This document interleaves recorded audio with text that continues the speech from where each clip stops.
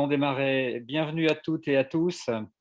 Bienvenue en ce 25 avril, jour de la Saint-Fidèle. Vous allez voir, on va y faire allusion à ce webinaire organisé par le Cercle et qui reçoit aujourd'hui Béatrice Louvet, directrice du management de transition d'Upskills. Voilà, on va tenir le timing de l'heure qu'on se donne à chaque fois. On va donc terminer à 19h30, 35, allez.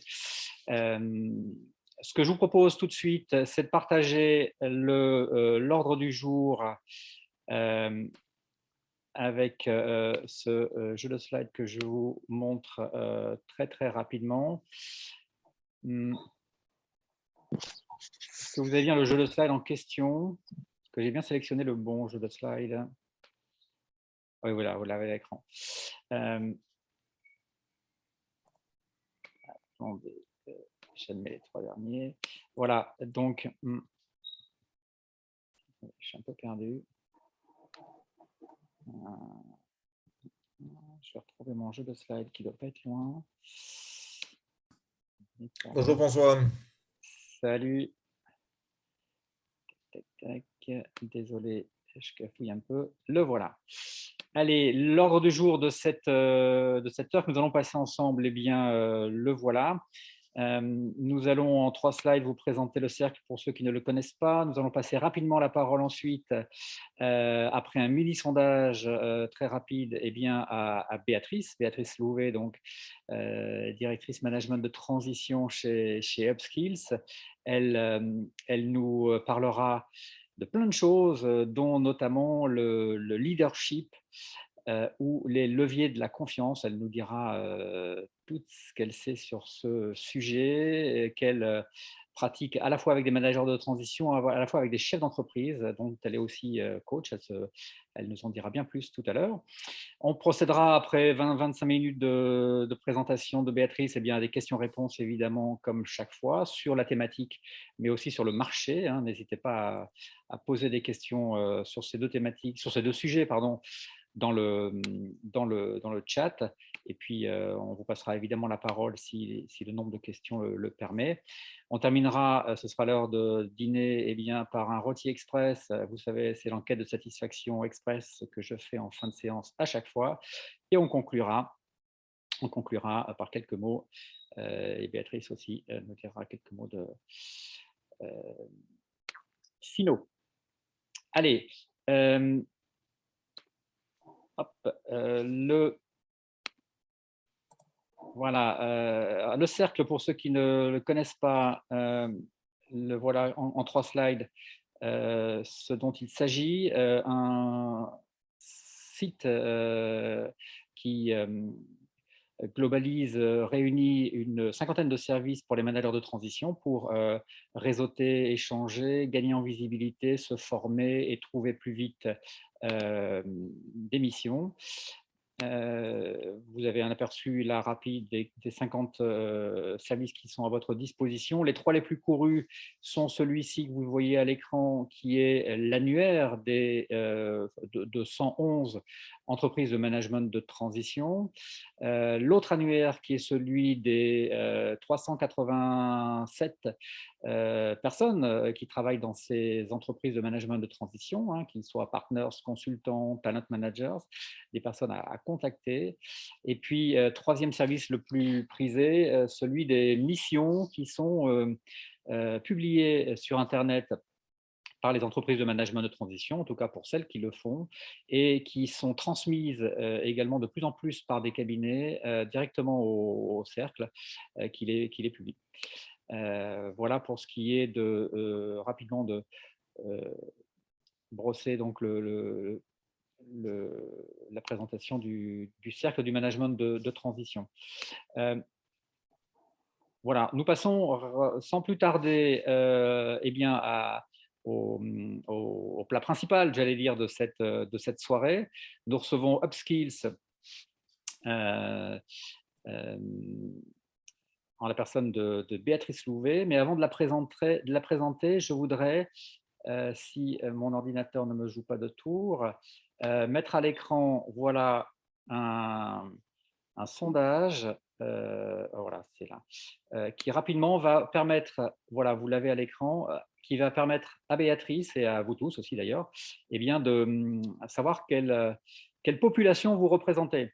Est-ce que vous représentez une population de personnes qui connaissaient Upskills Transition ou pas? Vous allez nous le dire. On va publier les résultats dans 15 secondes. Et puis, quelle est votre expérience en management de transition? Quelle est votre expérience en management de transition? Est-ce que vous êtes là pour vous informer et vous débuterez dans la foulée? Est-ce que vous avez déjà 1, 2, 3 missions, ou 4 à 7, plus de 8? Écoutez, voilà, je pense qu'un bon nombre d'entre vous a répondu. Nous allons mettre fin au vote. Je ne sais pas si c'est plus facile que le week-end dernier, hein, mais voilà, c'est oui ou non, ça c'est clair. Et puis après, c'est un choix assez mathématique entre le nombre de missions que vous avez réalisées. Allez, je mets fin au vote, je partage les résultats. D'ailleurs, je vais je partage les résultats. Vous les avez donc à l'écran. Béatrice, nous avons donc 85 managers de transition avec nous qui sont, pour la plupart, ne connaissent pas Upskills, 67%. 33, un tiers quand même le connaît, donc bonne chose. Et deuxième question, eh bien, c'est assez panaché hein, entre des personnes qui viennent pour s'informer, s'intéresser et qui n'ont pas pratiqué encore le management de transition, jusqu'aux plus seniors et aux plus aguerris d'entre nous, qui ont 8 missions ou plus, donc assez bien répartis. Assez bien répartis, comment dire, entre, voilà, sur la partie expérience en tout cas. Simplement pour présenter Béatrice, je vais revenir sur cette partie ici. Voilà, Béatrice Louvet que je vais vous présenter tout de suite. Bah oui, tout de suite, voilà, parce que vous avez vu à l'écran et vous avez eu sa frémousse, elle va se présenter elle-même tout de suite, mais je voulais simplement, en quelques mots, rappeler donc qu'elle est directrice, je l'ai dit, du management de transition chez Upskills Transition, vous l'avez vu.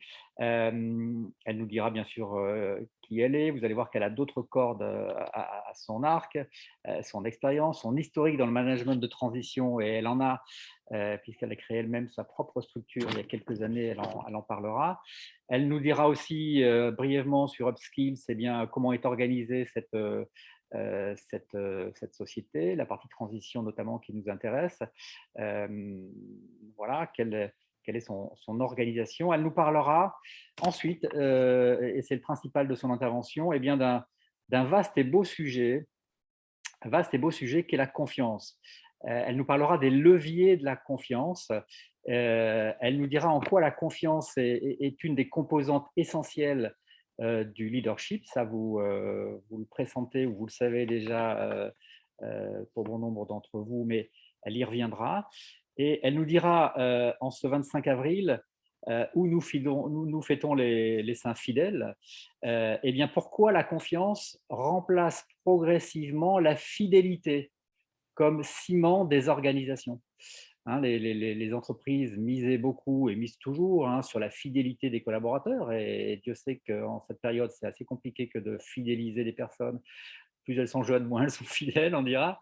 Mais pourquoi la confiance remplace progressivement la fidélité comme ciment des organisations? C'est un super sujet. Elle nous dira en quoi cette confiance est importante pour les managers de transition, confiance donnée à notre donneur d'ordre ou confiance transmise à nos équipes. Bref, un vaste et beau sujet qui se prête bien à notre population de managers de transition. Voilà, je donne tout de suite la parole à Béatrice, que je vous demande d'applaudir si vous le souhaitez. Ouvrons vos micros. Béatrice, c'est à vous. Merci, ça m'encourage. Bon, je ne sais pas du tout si… il faut que j'arrive à partager l'écran déjà. Voilà. Hop.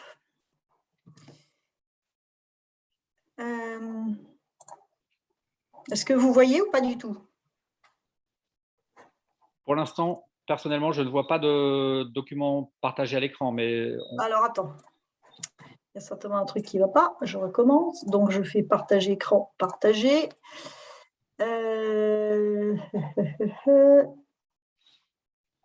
PowerPoint.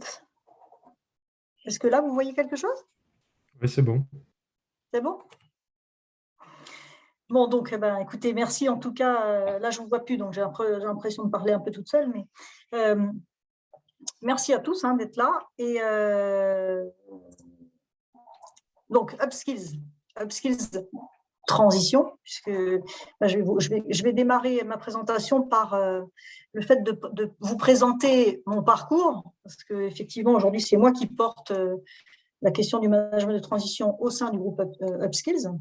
Donc moi, Béatrice Touvet, j'ai commencé dans le recrutement il y a 26 ans, donc c'est il y a longtemps. Recrutement au sens large du terme, executive search et recrutement de profil middle management. Tout ce qui est management de transition, j'ai fait mes armes en 2003. Donc j'ai commencé il y a quand même maintenant presque 20 ans, 19 ans. Ouais. En 2004, j'ai créé mon propre groupe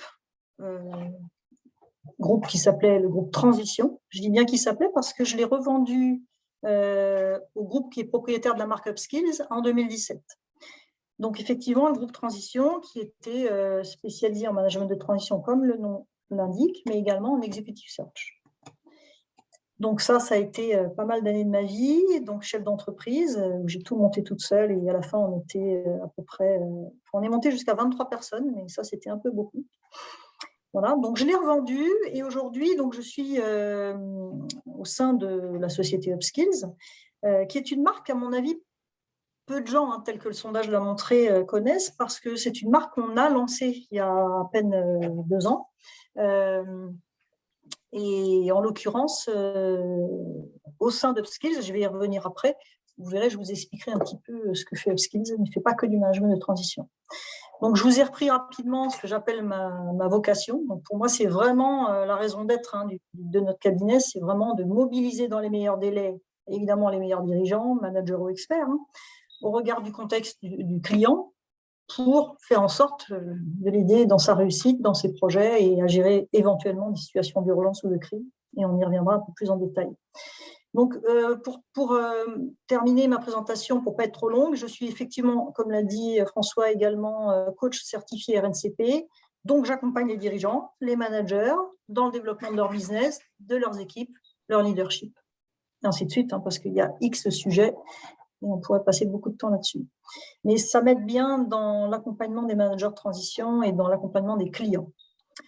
Alors ensuite, je vais peut-être revenir sur Upskills. Donc Upskills, effectivement, à travers le fait qu'ils aient racheté donc, la société de transition que je dirigeais, c'est donc une expertise depuis 2004.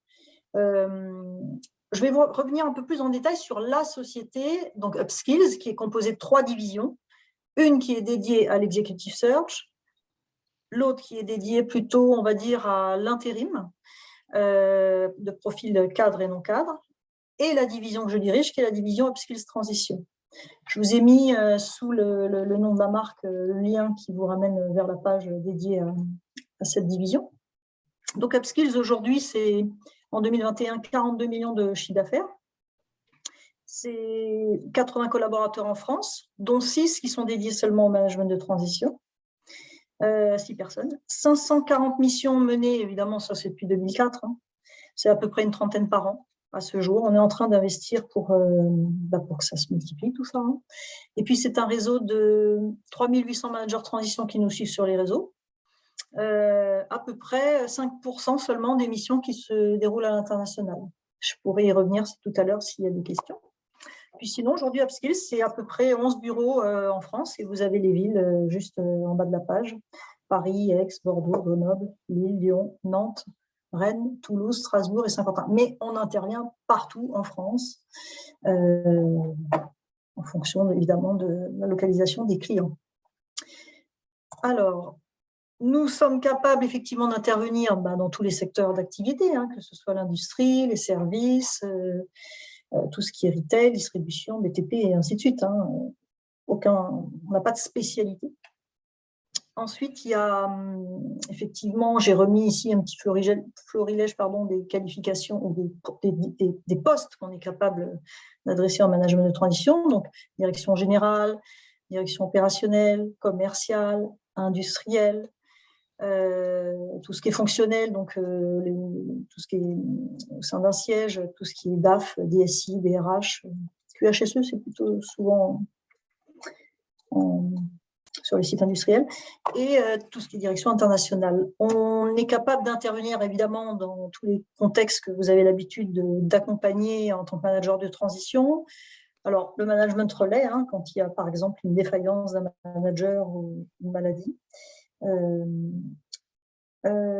quand il y a quelqu'un qui est parti et qui n'a pas été remplacé, ou en attente d'embauche, enfin, tout est possible hein, en management relais. En transformation, vous connaissez hein, la transformation, l'amélioration de la performance, la direction de projet, tout ce qui est gestion de crise et de retournement. Je voudrais m'arrêter quelques instants sur je dis mon parce que c'est moi qui l'ai insufflé, mais sur notre approche qui est plutôt personnalisée. Et quand je dis ça, c'est aussi bien vers le client que vers le manager de transition. C'est-à-dire que pour moi, hein, ce qui va faire vraiment, en tout cas, ce que j'essaie moi de faire avec les clients, c'est vraiment d'aider le client à mettre des mots sur son besoin. Parce qu'ils ont souvent l'impression qu'on est à côté d'eux et qu'on sait exactement ce qu'ils vivent, qu'on a tout compris, qu'on a tout… Non, le but, c'est vraiment qu'ils mettent des mots, qu'on prenne le temps, quitte à ce que plusieurs personnes soient réunies dans la même pièce, le directeur général, le DRH, le DAF, ça va dépendre des problématiques. En tout cas, on les aide à définir leurs besoins et surtout à mettre des mots sur les enjeux, le contexte, les moyens, les contraintes éventuelles, les difficultés que risque de rencontrer le manager de transition, parce que j'ai souvent entendu des managers de transition nous dire « on nous définit une mission et une fois qu'on arrive sur place, ce n'est pas du tout ce qu'on nous avait dit, l'état des lieux n'est pas du tout celui qu'on nous avait dépeint. » Et donc, ça peut poser problème, on va dire, petite déception du manager de transition qui arrive.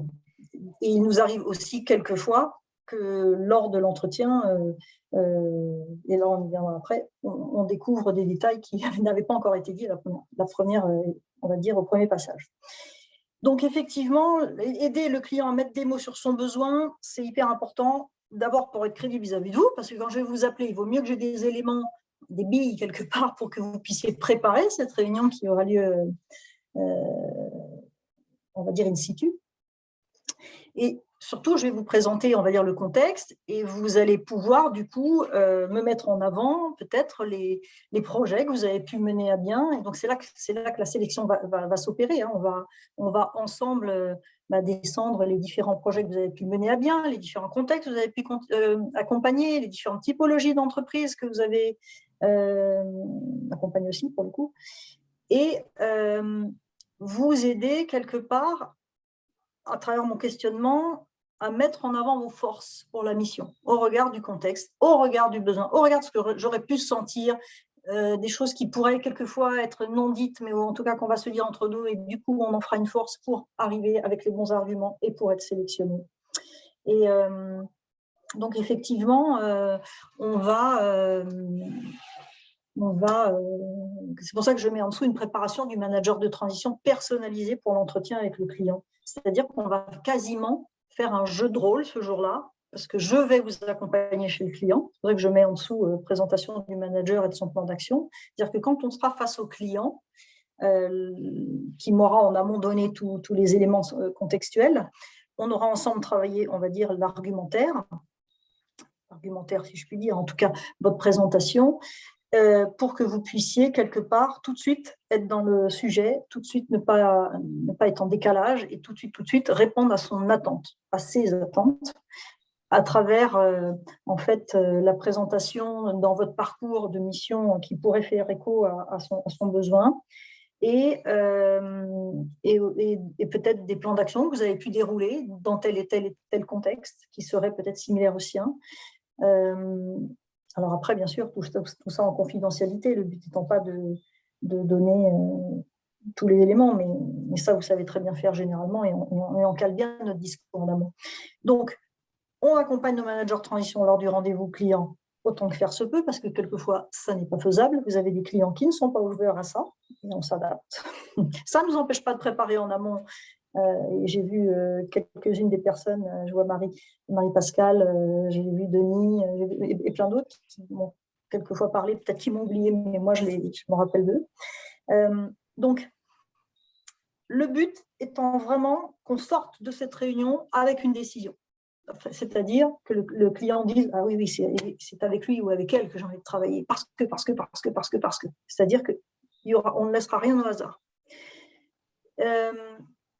Après, optimiser la valeur de l'intervention tout au long de la mission, c'est effectivement, une fois que vous êtes en mission, essayer… alors, tous les clients ne sont pas non plus ouverts à ça, et tous les managers ne sont pas non plus ouverts à ça. Tous les managers de transition ne sont pas obligatoirement ouverts à faire, non pas un compte-rendu, mais un écho de comment se passe la mission, voire même se servir de nous pour passer un message au client quand quelquefois ce n'est pas facile, en cas de difficulté. Vous voyez, ça, c'est important de s'appuyer sur nous pour qu'on puisse éventuellement dire « Attendez, là, il est en souffrance, il ne s'attendait pas à trouver ça, il faut à tout prix que vous puissiez le recevoir. » Bref. Donc ça, c'est important à mes yeux. Mais on pourra y revenir tout à l'heure s'il y a des questions. Quoi d'autre? Le marché du management de transition. On y reviendra. Alors là, attendez, je vais essayer de bouger les caméras parce que je ne vois pas ce que je raconte. Voilà. Non, je ne vois pas ce que je raconte. Hop. Pardon.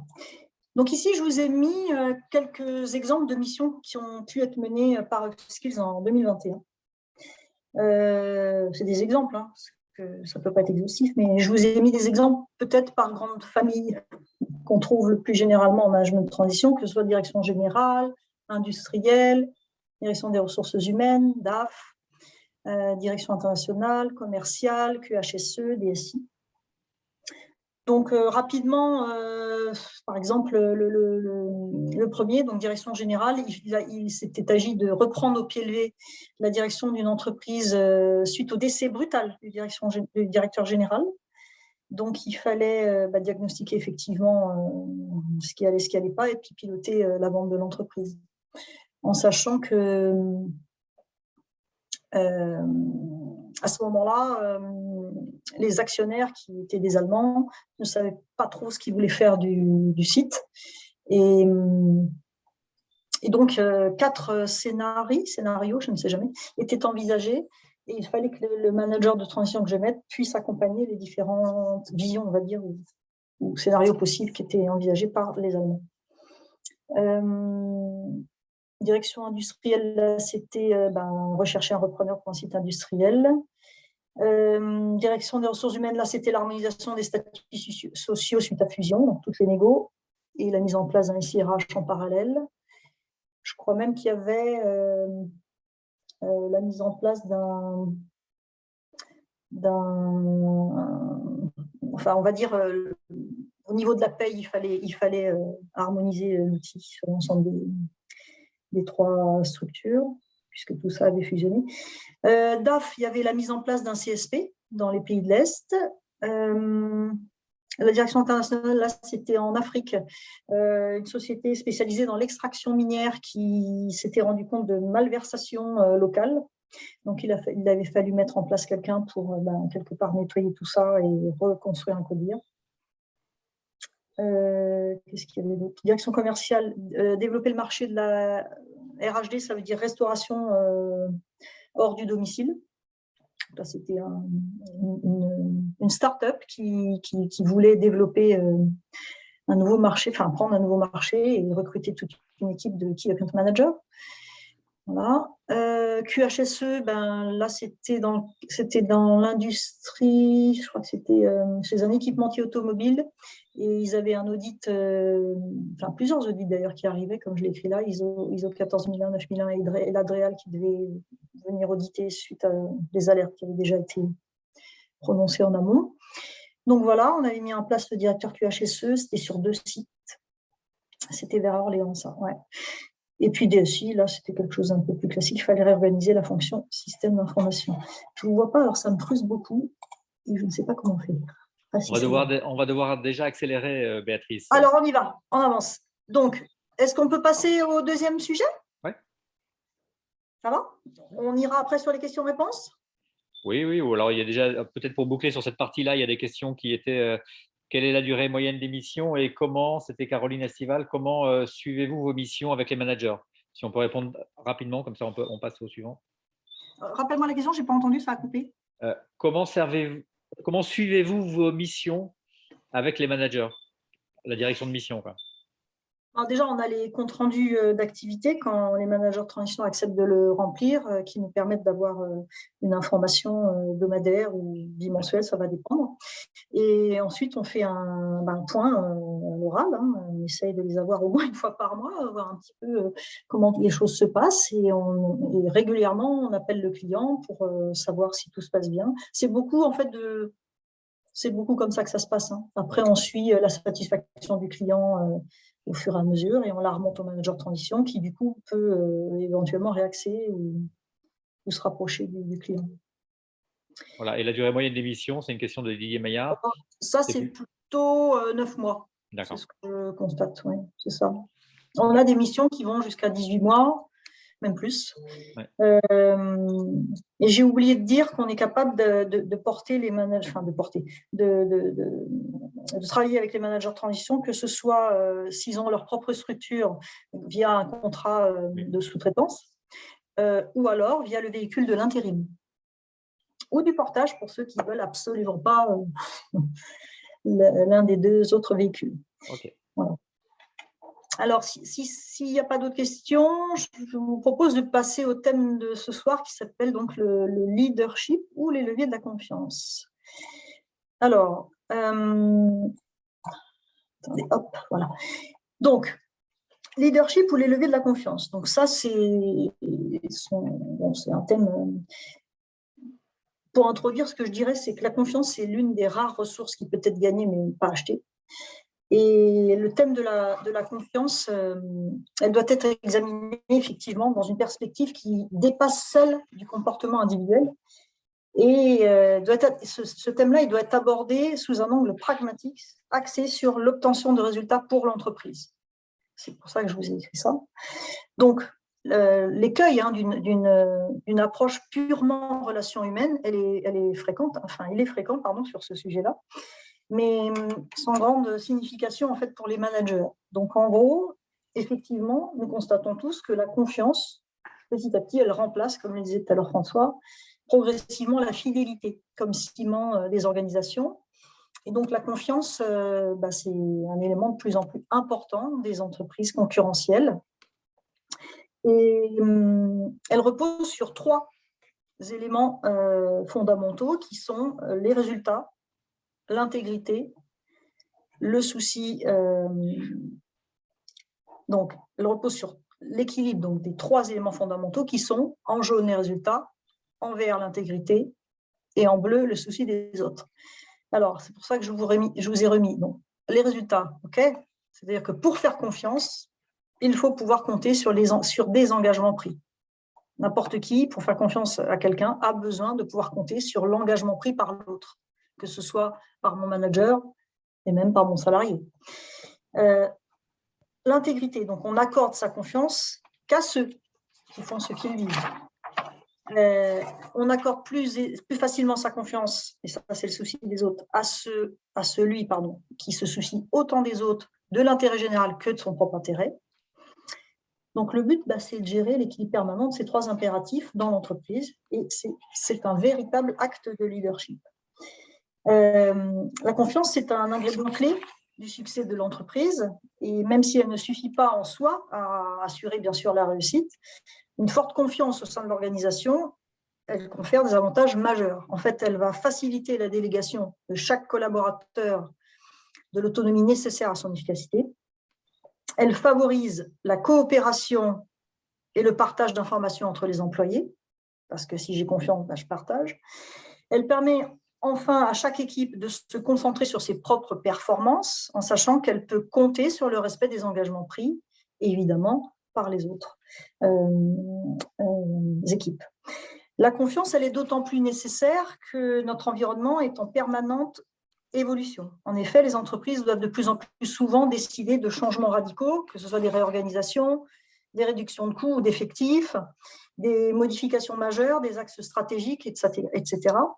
Et tout changement est générateur d'anxiété, d'incertitude, de suspicion. Et donc, l'existence d'un fort niveau de confiance permet de surmonter ces ressentis et de faciliter, en tout cas, ça peut que aider, la mise en œuvre du changement. Alors après, comment créer un climat de confiance au sein des organisations? Il y a trois bases. La première, on l'a dit tout à l'heure, c'est les résultats. Donc, sans résultats, pas de confiance possible. Pour favoriser la confiance dans l'organisation, il faut donc conduire chacun à prendre des engagements clairs et bien sûr à les respecter. Donc, ça passe par le fait de, comme je vous l'ai mis là en bleu, fixer des objectifs clairs et ambitieux, récompenser les succès et sanctionner les échecs, s'entourer de talents, mettre en cohérence les moyens et les objectifs, partager l'information et exercer quelques contrôles stratégiques.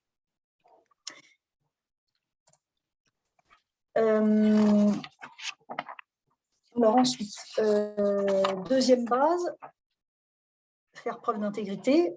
Donc, encore une fois, la cohérence entre les actes et les paroles dans le temps ou entre les situations est indispensable à un climat de confiance. Donc, il faut clarifier la stratégie pour assurer la cohérence des discours et des comportements. Il faut être ouvert sur ses objectifs et ses intentions, c'est-à-dire qu'il faut lutter contre les risques de jeu politique et dissimulation, reconnaître les problèmes à ceux qui sont camouflés, qui sont souvent découverts et ils font perdre toute crédibilité, clarifier et respecter ses engagements, donc afin d'éviter les malentendus liés à des attentes implicites de la part des autres. Donc, alors, pour promouvoir la confiance, il faut veiller à la transparence sur les objectifs et sur les difficultés rencontrées. Donc, il y a 4 formes de cohérence. Donc, je vous le dis, dire ce qu'on fait, cela permet notamment d'éviter que les rumeurs ne prennent le pas sur l'information, car les rumeurs sont doublement nuisibles à la confiance. Elles créent un climat de suspicion sur les motifs qui ont poussé à cacher l'information. Deuxièmement, donc, faire ce qu'on dit. Faire ce qu'on dit, à défaut, toute crédibilité serait évidemment perdue.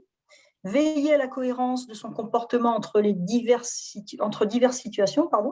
Donc, en particulier, il faut avoir le courage de tenir des propos cohérents face à des interlocuteurs différents, plutôt que de chercher à plaire ou à éviter les sujets difficiles. Quatrièmement, veiller à la cohérence de son comportement au cours du temps. Donc, l'évolution de l'environnement peut nécessiter des ajustements réguliers dans les objectifs ou dans les moyens employés. Mais attention, des changements trop fréquents et inexpliqués, ça c'est important, faisant parfois figure d'aller-retour, rendent les attentes incertaines et nuisent à la confiance. Donc, il faut s'efforcer de fixer des lignes directrices susceptibles de garder leur pertinence dans la durée, surtout en cas d'évolution importante. Il est essentiel d'en expliquer clairement les raisons aux intéressés. Alors après, il y a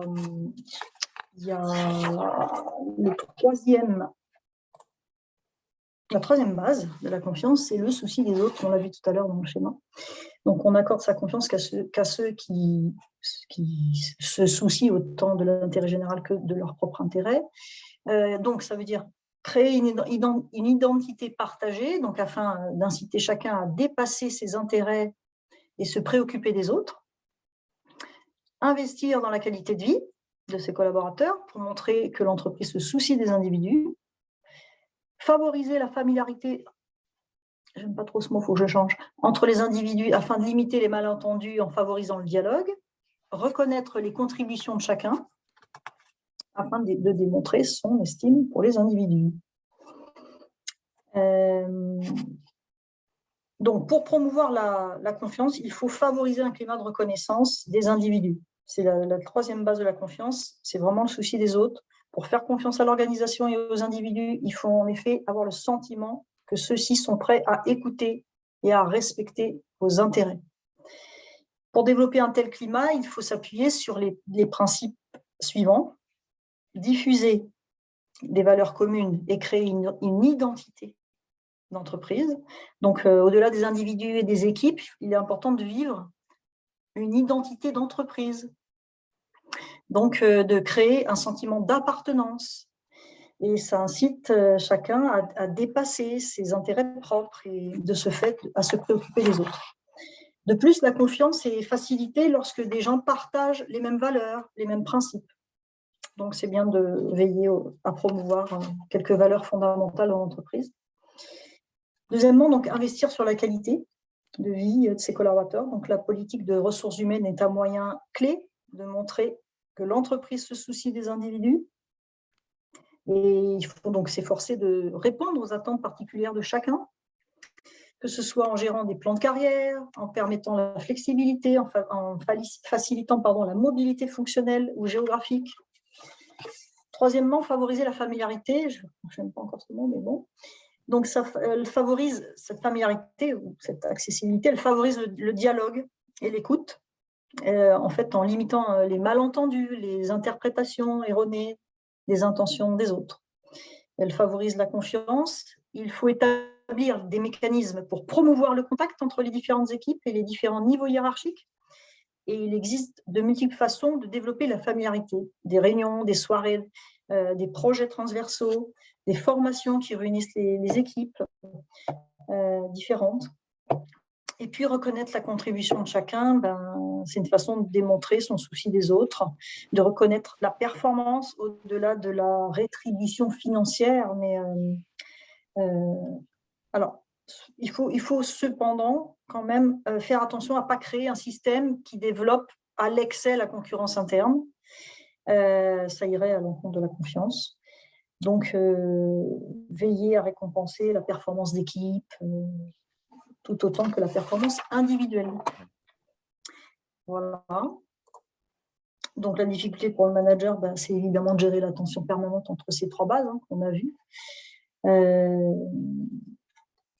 En fait, comment dire ça ? La confiance, elle ne se décrète pas. Il n'y a rien de pire que pour obtenir la confiance de quelqu'un que de lui demander de nous faire confiance. En fait, ça générerait des interrogations sur les intentions cachées derrière ce type de déclaration, suscitant immédiatement la méfiance. Le « t'inquiète pas, fais-moi confiance » éveille la méfiance. Pour maintenir ou accroître le niveau de confiance dans l'organisation, il faut agir sur des leviers indirects, en fournissant des preuves, des résultats, d'intégrité et de souci des autres. Malheureusement, les trois impératifs de la confiance sont souvent antagonistes. En effet, pour atteindre des résultats, l'entreprise, elle est parfois contrainte de bouleverser ses processus de travail, voire de réduire ses effectifs. Et comment, dans ce cas-là, faire preuve du souci des collaborateurs, pour les collaborateurs. Ou dans un environnement de plus en plus évolutif, la performance exige parfois d'ajuster soudainement ses plans aux nouvelles conditions concurrentielles. Alors, comment, dans ce cas, être cohérent avec ce qui avait été dit en amont ? Dans de nombreuses situations, en fait, les dirigeants ils sont confrontés à des choix difficiles entre l'atteinte des résultats, l'intégrité, ceci des autres. Et face à ces dilemmes, il n'existe pas d'autre recette que de s'efforcer en permanence de maintenir l'équilibre entre ces trois impératifs. Et ce n'est pas facile. C'est un rôle essentiel du leader. Et je crois que c'est vraiment un équilibre compliqué à trouver. Mais voilà. La confiance n'est jamais acquise. Ça aussi, il faut se rappeler de ça. Il suffit de décevoir l'organisation sur l'une des trois dimensions pour faire chuter la confiance. Et une fois mise à mal, la confiance est difficile en fait, à regagner, évidemment, vous le savez. Il est donc critique de ne jamais faillir de façon significative sur aucun de ces trois impératifs. Voilà, je crois que j'ai fini et je vais vous rafficher parce que je ne vous vois pas. Alors, voilà. Béatrice, il y a 4 propositions dans le chat pour remplacer le mot familiarité. Merci. Jean-François Botrel propose partage, Monique Maillet, coopération, Pascal Piper, socialisation et Jean-Philippe Delmas, sociabilité. Voilà. Ben, merci. Merci beaucoup. Alors, il y a une bonne remarque de Pascal Paper, si je prononce bien, Pascal. Peut-être qu'il peut la faire en direct, en se démutant. Mais c'est vrai que c'est une remarque très pertinente pour nous qui sommes managers de transition et qui arrivons en entreprise quelques mois et devons très vite gagner la confiance des collaborateurs. Donc, Pascal, votre remarque, c'est… Oui, le court-termisme prend souvent le pas sur la mise en place et le maintien de la confiance. Oui. Vous m'entendez? Prend souvent le pas sur le maintien de la confiance, c'est ça? La mise en place et le maintien de la confiance. Oui. En fait, moi, ce que j'ai observé dans des grosses entreprises, sans les nommer, c'est que il y a un manque de lead by example au niveau du top management et c'est difficile après d'instaurer au niveau du middle management et du first line management la confiance. S'il n'y a vraiment pas, je dirais, une exemplarité au niveau du top management sur ce sujet. Bah, la difficulté pour le manager de transition, enfin, ce que me rapportent les managers de transition avec qui je travaille, c'est que rapidement, dès l'entretien d'ailleurs avec le client, bah, il faut que on va dire la direction générale qui va vous accueillir au sein de ces murs et qui va vous confier un projet ait confiance. Sinon, il ne vous sélectionne pas. Ça, c'est une chose. Mais après, effectivement, tout démarre quand vous arrivez sur le poste et que les équipes qu'on vous confie, certainement, sont dans la méfiance. Hein. Qu'est-ce qui nous attend s'il y a un manager de transition qui arrive? C'est qu'il va y avoir du changement. Le changement est anxiogène et la boucle, et on recommence. Hein. Donc, c'est l'enjeu de n'importe quel manager de transition, même de n'importe quel manager tout court qui prend un nouveau poste. Hein. Et c'est pour ça que j'ai voulu parler de ça ce soir. Maintenant, oui, court-termiste, c'est sûr. On est là que pour un temps en management de transition. N'empêche qu'on doit faire avancer les choses, on a un timing, on a des moyens qui nous sont donnés ou pas d'ailleurs, et des équipes qui nous attendent au tournant. Donc, je pense qu'il y a des bonnes pratiques d'ailleurs que vous pourriez partager si vous en avez envie dans votre groupe. Mais, on peut peut-être en effet demander aux uns et aux autres. Béatrice, on pourrait peut-être aussi arrêter le partage d'écran du coup pour qu'on se voit mieux. Je le fais. Mais en effet, les uns les autres, quelles sont les expériences que vous avez vécues en mission où vous avez réussi à instaurer cette confiance très rapidement et comment? Et à l'inverse, est-ce que vous avez constaté des moments où instaurer cette confiance a été compliqué et si oui, pourquoi? Ça peut être intéressant d'échanger là-dessus.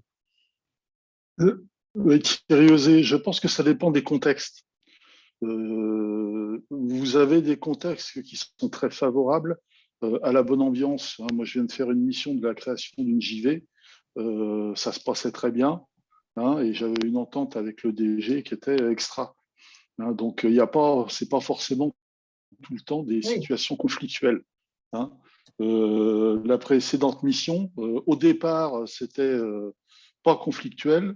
Et puis, j'ai découvert un détournement de fonds.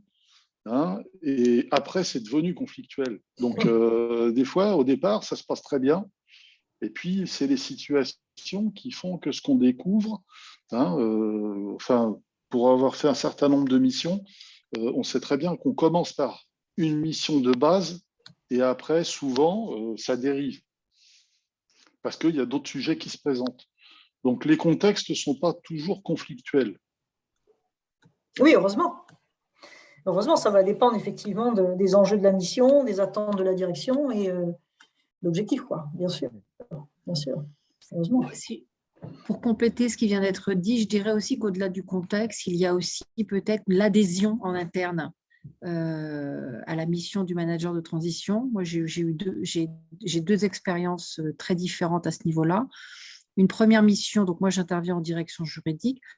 Une première mission où il y avait véritablement un accompagnement par le management, par la direction générale, et puis une volonté de faire progresser. Ils étaient très transparents sur les difficultés qu'ils pouvaient avoir, et vraiment une volonté de faire changer ou de faire évoluer.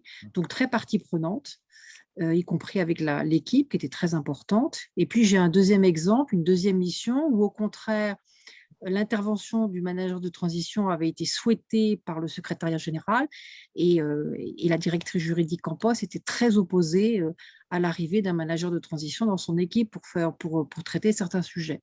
Donc voilà, il y a un contexte d'entreprise, mais il y a aussi peut-être comment l'arrivée du manager peut être ressentie en interne. Oui, bien sûr. Comment ça a été présenté? Évidemment, si vous arrivez comme un cheveu sur la soupe et que ça n'a pas été quelque part annoncé finement, on va dire, par la direction, eh bien, vous pouvez passer pour le coupeur de tête ou pour celui dont il faut se méfier. Et évidemment que la confiance n'est pas au rendez-vous à ce moment-là. En tout cas, pas tout de suite. En tout cas, c'est plus compliqué pour la gagner. Voilà, ça demande un peu de talent. Il y a du chemin. Oui, tout à fait. Tout à fait. Oui, Michel, alors effectivement, je me suis trompé dans le questionnaire, hein, j'ai plus d'une dizaine de missions dans des contextes de confiance et de défiance, effectivement, qui ont été exprimés précédemment. Le manager peut jouer sur la confiance pour l'améliorer, c'est son intérêt, en utilisant ses deux oreilles plus que sa bouche. Hein, c'est une boutade, mais bien écouter, bien essayer de comprendre, ne pas vouloir aller trop vite, même si on doit aller vite quand on est manager de transition, peut être important, et faire confiance aux équipes en place qui ne sont pas parfaites, mais avec lesquelles on va passer un cap. Et oui, donc on n'a pas obligatoirement choisi, évidemment, et avec lesquelles on va devoir faire un bout de chemin pour amener l'entreprise à bon port. Je rejoins complètement cet avis-là. Ça passe par du respect. D'abord, je pense que une réussite de mission passe par les 3 ou 4 premiers jours. L'intégration en fait qu'on a dans l'entreprise et l'acceptabilité ou l'acceptation des gens, des collaborateurs, des futurs collaborateurs par rapport à vous-même et par rapport à votre mission. Et c'est le moment le plus important et qui est un gage vraiment de réussite de la mission, enfin un premier gage de réussite de la mission, et qui passe aussi par le respect et la confiance dans les opérateurs, dans les collaborateurs qui existent dans l'entreprise, qui sont en poste dans l'entreprise. C'est essentiel. Après, c'est une démarche agile au fur et à mesure de l'avancée de la mission et surtout de la communication entre les gens. Moi, ce que je fais dans mes missions que j'ai faites, hein, c'est que j'ai pour habitude que les gens s'expriment par rapport à ce qu'ils font et qu'ils fassent connaître leur métier aux autres. On est souvent dans des entreprises qui sont de type silo et non pas transverses. Et chacun est dans son domaine, il n'en sort pas et ne regarde pas ce que font les autres.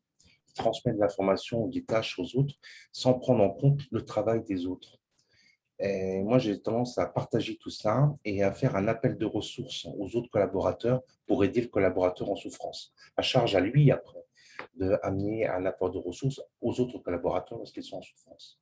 Et donc, je fais passer ce message-là et j'assiste tous les jours en mettant en place des réunions de coordination ou des top 5 dans les ateliers, de manière à ce que la communication se fasse pour que les gens se connaissent, pour qu'ils puissent se comprendre. Pour l'instant, ça ne se passe pas trop mal au niveau de la confiance. Parce que c'est une de mes spécialités en mission, c'est d'abord confiance, respect, choix et surtout congratulation, c'est-à-dire la célébration du succès lorsqu'on réussit un projet. À travers soit des quick wins ou des projets en général. On ne me voit pas, mais je voulais faire une remarque aussi. On parlait d'écouter avec ses oreilles, mais je pense aussi qu'il faut écouter avec son cœur. Parce que j'ai vu souvent des projets de changement où le top management voulait absolument changer pour de bonnes raisons, mais ne se posait pas la question de la casse humaine qu'il y avait derrière. Donc, il faut absolument, au niveau du management, et aidé par le manager de transition, penser comment redéployer, recaser les personnes disons, qui sont impactées par ce changement. Parce que souvent, ça, c'est complètement négligé et ça crée des très grosses tensions, voire des burn-out dans les équipes. Oui. Moi, je voudrais revenir sur la notion de respect. Moi, j'ai eu des déconvenues, d'ailleurs avec vous, Béatrice, il n'y a pas très longtemps. Ce que j'appelle le respect, c'est donner au manager une vision à peu près claire de l'existant et lui dire assez aussi clairement ce qu'on attend de lui. Hein. C'est-à-dire une espèce de transparence. Hein. C'est respecter l'autre que de lui dire ce qu'on attend de lui. Et le contexte, lui donner des éléments de contexte. Voilà. Vous parlez des collaborateurs? Je parle non, je parle de la relation, quand on est en relation avec celui qui va vous embaucher en tant que manager de transition. L'entreprise utilisatrice. L'entreprise utilisatrice, d'accord. Elle, dans le respect vis-à-vis du manager de transition. Tout à fait, oui. Alors quelquefois, je ne sais pas si c'est. Je ne crois pas que ce soit un manque de respect. Je pense que c'est. Enfin, je ne sais pas. Mais je ne dirais pas ça. Moi, je dirais plutôt que c'est un manque de. Même de capacité à mettre des mots sur les choses ou de volonté de prendre le temps. C'est un manque de respect. Béatrice, c'est un manque de respect. Moi, j'appelle ça un manque de respect de ne pas avoir pris le temps. On reçoit quelqu'un, on a l'intention ou pas d'ailleurs de lui confier une mission. La moindre des choses, c'est de lui donner un panorama de l'existence le plus clair possible. Ça démarre par là. Si les jeux ne sont pas posés, si le décor n'est pas posé avec honnêteté dès le départ… On entend très bien là, pas si fort, on entend très bien. Merci. Pardon, excusez-moi, je m'emballe. Voilà. Bon, moi, j'ai eu 2-3 expériences très malheureuses justement au niveau de la confiance. Je dirais qu'il y a une question d'adaptabilité, Monique. C'est dans chaque entreprise, il y a une culture différente. Mais je suis d'accord avec toi, Sophie. Et c'est ça, ce qui n'est pas évident. Dans une entreprise, on aura un management plus fédérateur, plus humain. Oui. Et il y en a d'autres qui vont voir le manager de transition, justement, peut-être pour faire le sale boulot. Et là-dessus, il faut énormément s'adapter, c'est-à-dire où est-ce qu'on met la limite, effectivement. Et l'écoute des équipes est hyper importante là-dessus. Là, je vous rejoins complètement. Mais d'une entreprise à l'autre, ça peut énormément varier. Tout à fait. Je suis d'accord avec toi. C'est Sophie, hein, c'est bien ça? Oui, c'est Sophie, oui. C'est beaucoup entendu, mais on ne se connaissait pas. Moi, j'ai un commentaire sur les 3 piliers, résultats, intégrité et souci des autres. En management de transition, ils sont importants, même dans le management tout court. Mais en management de transition, le résultat est très important. Si on montre dès le début que de façon incrémentale, on va faire le bon résultat, on a le bon chemin, on a la bonne approche, on a la bonne mobilisation, etc. Donc, la confiance va se gagner rapidement parce que ce qui compte pour le donneur d'ordre dans le management de transition, c'est un résultat. Ça veut dire qu'il est en situation difficile. C'est pour ça qu'il fait appel à un manager transition avec l'expérience, avec un background, un recul et le résultat. Les autres piliers sont importants, mais le résultat, ça permet de montrer le chemin et gagner la confiance rapidement.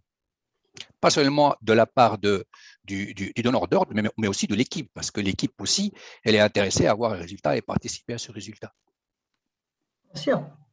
Je comparerai un peu les propos de Monique. Je pense qu'il y a certaines situations, j'en ai vécu une comme ça, où c'est simplement de la méconnaissance de la part de l'entreprise, du mandataire. J'ai effectué une mission il y a quelques temps, mandatée par un groupe allemand, pour intervenir sur des filiales françaises. J'intervenais en direction commerciale et, à ma grande surprise, le premier jour prise de connaissance avec l'équipe, je me suis rendu compte qu'il y en avait quasiment les 3/4 qui m'ont dit soit vouloir démissionner, soit avoir déjà une porte de sortie, soit en gros, j'arrivais et je perdais à peu près les 3/4 de mon équipe.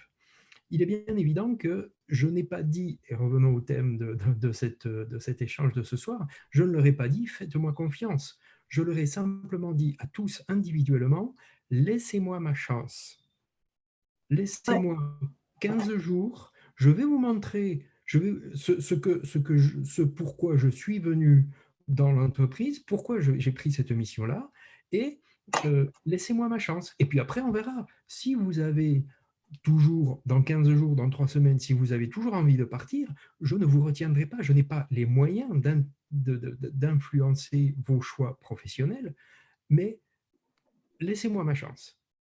la mission a duré assez longtemps. Il y a eu 10 mois de mission et derrière, on a trouvé une autre formule sur un autre type de contrat. Et à la fin de la mission, l'équipe était encore toute, l'intégralité des gens, des collaborateurs que j'ai trouvés en arrivant, ils étaient encore tous là quand je suis parti à la fin de la mission. Ouais. Donc, ils avaient besoin d'espoir, de vision, de clarté, qu'on les considère, c'était tout ça, quoi. Ils tout avaient ça besoin mélangé. de sens également. Bien Ils sûr, venaient d'être rachetés par ce groupe allemand et ils ne savaient pas du tout où ça allait. Et là, le manager qu'ils avaient en place a été arrêté pour des raisons médicales. Et du jour au lendemain, ils se sont retrouvés absolument tout seuls, sans aucune explication. Il n'y avait plus de sens, ils ne savaient plus où ils allaient. Donc, ça avait duré, il y avait eu un mois de flottement et ils avaient tous pris des dispositions pour partir. Oui. La méfiance, la peur du changement, la peur de demain, c'est classique. Tout à fait. Et vous disiez, Béatrice, tout à l'heure, le fait de dire « fais-moi confiance », élève le niveau de défiance, c'est bien évident. Là, j'aurais tout perdu si je m'étais arrêté à cela. Ouais, bravo. Moi, je crois que sans parler de la confiance, il est important de se présenter comme manager de transition. Le manager de transition, par définition, il intervient pour aider une entreprise dans une étape exceptionnelle, que ça soit un problème, que ça soit une fusion, que ça soit une transformation, que ça soit tous les sujets pour lesquels ça sort de l'activité régulière. Et le fait de clarifier notre position permet d'évacuer tout de suite l'image de cost killer qu'il y avait au début. Donc, on est là pour aider l'entreprise à se transformer, on est là pour aider et on demande l'adhésion de tout le monde à notre projet. C'est dans cet esprit-là qu'on peut arriver à commencer à instaurer un climat de confiance.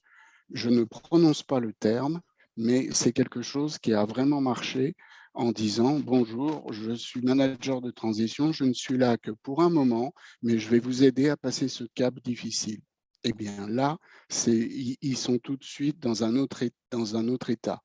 Et je pense que c'est important dans l'initiation de la relation avec le client. Je suis tout à fait d'accord. Je suis d'accord avec beaucoup de situations que vous décrivez, mais ce que j'ai pu constater, parce que j'ai quand même pas mal d'années d'expérience dans le management de transition, c'est que la confiance, elle se crée par effectivement des résultats, mais quand on arrive, quelqu'un a dit tout à l'heure, il faut surtout écouter, observer avant d'intervenir, parce que entre ce qu'on nous dit, même au cabinet, la vision du dirigeant sur une situation, dans la réalité, on découvre des situations qui ne sont pas toujours celles dont le dirigeant lui-même a confiance. Confiance, pas confiance, enfin, ça dépend des cas. En tout état de cause, je pense que notre rôle, c'est toujours d'être un lien de communication, d'explication et de transparence sur notre rôle vis-à-vis des équipes, vis-à-vis des autres membres du CODIR et vis-à-vis de la direction. Et des fois, avant qu'on arrive, cette situation n'est pas clairement décrite. Ça, c'est certain. Moi, je l'ai très, très souvent vécu. J'ai des dirigeants qui m'ont dit, voilà, c'est la manager de transition dont je vous ai parlé, on m'a lâché dans un bureau, on venait de renvoyer la date précédente, c'était un groupe côté, et j'avais une équipe d'une vingtaine de personnes qui, depuis 2 mois, étaient laissées pour compte. Et là, c'est clair que vous pouvez réaliser votre mission que si vous mobilisez votre équipe. Et ça passe par de la reconnaissance du rôle de chacun et de l'équipe. Merci Marie-Pascale, ça me fait plaisir de te voir. Moi aussi. C'était une des premières missions que j'ai faites, je le dis à tout le monde, c'est grâce à Béatrice. C'était en 2007. 2007 officiel. Ça ne nous rajeunit pas. On parle d'année. Très bien. Peut-être que comment dire, Didier Pivin, qui fait une remarque dans le chat, pourrait intervenir. Il dit fais confiance, mais vérifie. Pascal, Ah oui. vous êtes encore là? Non. Il n'est peut-être plus là. Il n'est peut-être plus là. Fais confiance. Il a mis un message pour informer qu'il est parti. nous quitter. Il est parti. D'accord. Ah bah, c'est sûr que le rôle du manager n'est pas que de faire confiance, hein, mais aussi de vérifier que les choses soient mises en œuvre. Hein. Ouais, Confiance n'évite pas. Le contrôle. Contrôle, merci, je cherchais le mot. Est-ce qu'il y a d'autres remarques intéressantes là? C'était très bien tout ce qui a été dit. Je trouve que. Est-ce qu'il y a d'autres apports des uns des autres là? Non? Vous voyez l'heure tourner, il est 19h35. Sans regret, une dernière intervention sur ce sujet? Personne? Bon, oui. J'ajouterais quelque chose. En fait, moi, ce que j'ai remarqué dans les missions que j'ai faites, et c'est dans les… C'est Yvonique qui parle? C'est Yvonique, oui. Vous pouvez mettre la caméra qu'on vous voit? Non, je ne peux pas, elle ne fonctionne plus. J'ai un problème avec mon driver et ça ne marche plus. Ça marche. Je suis désolé. Ce que j'ai remarqué, c'est que moi, je dis, moi, dans les entreprises, je vends les missions. C'est-à-dire que quand j'arrive vers un client, je ne fais pas CV, expérience et tout ça. Enfin, on en parle, mais pas statut très brièvement. Moi, je consacre ça à une séance de travail. Quel est le besoin? Comment se présentent les forces en présence, le contexte, le périmètre? Et j'essaie de travailler très rapidement autour de ça avec le client potentiel. Ce que j'ai remarqué, c'est en fait les clients, leur entreprise, alors parce qu'ils ont la tête dans le guidon, parce que le contexte est délicat et difficile, les entreprises manquent de vision. Elles ne savent pas où elles vont. Elles sont complètement submergées par le court terme et elles n'ont pas de vision à moyen et à long terme. Et donc, elles manquent de sens. Et la communication du sens vis-à-vis des collaborateurs dans l'entreprise, quand ça n'existe pas, la confiance et le respect, c'est quand même pas facile à obtenir. C'est quand même, on ne sait pas dans quelle direction on va. Comment voulez-vous qu'on puisse échanger et trouver des points communs pour pouvoir avoir confiance entre nous? Ça devient compliqué. Et c'est pour ça que dans les missions que j'ai faites, c'est les premières questions que je pose. Quelle est votre vision d'entreprise? Comment vous situez-vous aujourd'hui? Où est-ce que vous voulez aller? Quel sens vous voulez donner à votre entreprise? Alors, ça existe au niveau des ISO à travers la policy, mais on le fait parce qu'il faut le faire. Et c'est très bateau, c'est des mots qui sont génériques, mais qui ne veulent absolument rien dire et qui ne touchent aucun collaborateur. Et c'est ça qui manque, de l'humanité à travers une vision et du sens dans l'entreprise. Voilà, c'est ce que j'avais à dire. Merci, Yvonique. Bravo. Absolument, tout est dit. Pas de regret, personne ne veut prendre la parole. On va clôturer là. Allez, je vais simplement, en partage d'écran,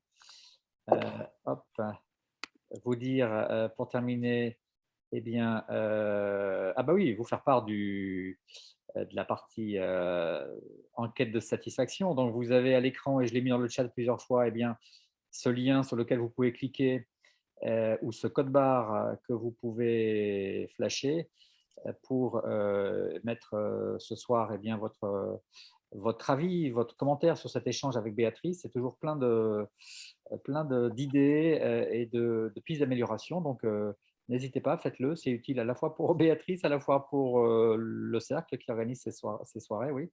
Et donc, prenez, s'il vous plaît, allez, 1 minute pour renseigner ça.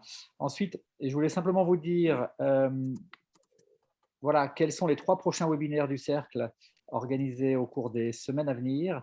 Lundi 2 mai, nous accueillerons Stéphane Fargette, qui est directeur marketing, qui est directeur du management de transition chez KLB, sous une thématique qui sera intéressante, elle aussi, manager de transition ou manager en transition. Quelle différence? Donc, on échangera sur ce sujet-là. Le 9 mai, avec une maison de talent intéressante qui s'appelle Juste, eh bien, avec Louise Beveridge et Benoît Cornu, on analysera leur façon de travailler vers une nouvelle approche du management de transition. Donc, ça va être très intéressant également. Et puis, le lundi 30, attendez, j'ai des vignettes qui me cachent la date, c'est bien le 30 mai, oui, avec Romain Souillard d'Embarque, qui est fondateur de cette société de portage salarial. Là aussi, une thématique qu'on est en train d'affiner avec lui, mais qui sera, n'en doutons pas, passionnante. Voilà, je voulais simplement vous rappeler que pour ceux qui veulent suivre plus intensément les activités du cercle, eh bien, suivez la page du cercle sur LinkedIn et puis n'hésitez pas à commenter les posts qui sont mis. Vous vous rendrez visible des entreprises de management de transition et dès demain matin, il y aura évidemment un post sur cette soirée. Voilà, écoutez, avant de laisser le mot de la fin à Béatrice, j'arrête le partage d'écran. Je voulais déjà la remercier. Béatrice, merci beaucoup d'avoir consacré du temps aux membres du Cercle du Management de Transition. Merci à vous tous d'avoir été présents. Ça fait plaisir d'avoir… il y a une centaine de personnes là, qui ont défilé ce soir tout au long de la soirée. Ce que je voulais dire avant de laisser le dernier mot à Béatrice, c'est que à l'inverse de ce qu'on vient de dire, moi je ne souhaite pas que confiance remplace fidélité. Donc continuez à suivre les événements du cercle. Je dis ça pour les personnes qui suivent le cercle. Voilà, soyez à la fois confiants dans les services proposés par le cercle et fidèles au cercle en restant de longs mois présents à nos côtés. En tout cas, tant que vous êtes en intermission, parce que les services proposés sont quand même plutôt là pour nous aider en intermission, c'est vrai. Mais il y en a aussi qui sont utilisables et bien pratiques en mission. Voilà, continuez à suivre les événements du cercle, à utiliser ces services, à me faire part aussi de vos besoins. Voilà, je vous rappelle aussi qu'en termes de fidélité, vous avez un onglet qui s'appelle parrainage pour rendre vos connaissances plus fidèles et plus confiantes envers le cercle. Voilà.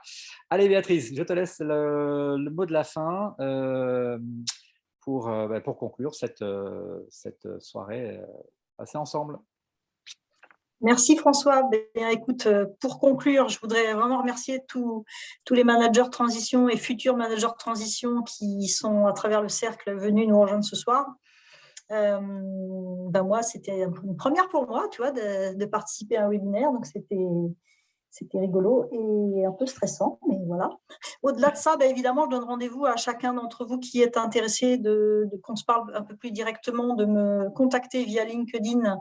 Et il y aura mes coordonnées directes. Je les ai mis dans le PowerPoint que François va vous donner, peut-être, ou vous envoyer. Je ne sais pas comment ça se passe. Et sinon, évidemment, sur LinkedIn, vous me trouvez, Béatrice Louvet Upskills, vous me trouvez aisément. Vous n'hésitez pas à m'envoyer un petit, je ne sais pas comment on appelle ça, sur LinkedIn, un post, un petit contact, et puis on se rencontrera, on analysera vos parcours et ce que vous recherchez comme typologie de mission, de façon à ce que je vous connaisse mieux, parce que chacun d'entre vous, vous êtes unique et surtout des experts, et donc il faut investiguer personne par personne et mieux se connaître. Donc n'hésitez pas à me contacter en direct. Aucun problème, vous serez bien reçu. Voilà. Très bien, merci, Béatrice. Votre confiance. Merci beaucoup. Merci à tous. Et puis, bonne fin de soirée à vous. Merci François. Merci Béatrice. Merci. À bientôt. Merci beaucoup. À bientôt. Au revoir. Au revoir.